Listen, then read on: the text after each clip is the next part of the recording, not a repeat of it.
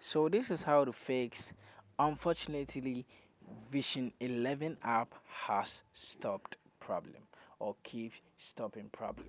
So if you want to fix this problem, what you have to do is to first launch into your phone settings, and after that tap on apps and preference or your apps and notifications. So after tapping on it, tap on see your apps.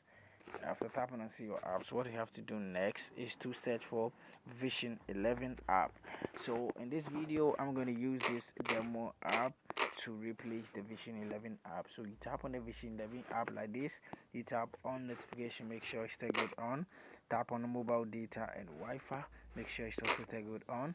After that, check the permissions whether everything is allowed. Then you go back, then you tap on the force stop. You tap on storage and card, then you clear the cache, then you clear the storage as well. After doing all this, what you have to do is to go to Play Store and check for the updates for this Vision 11 app, and everything is going to work successfully. After that, what you have to do is to tap on the restart or reboot, then you tap on OK and reboot it. See you in my next one. Don't forget to subscribe, like, and also share this video with your friends.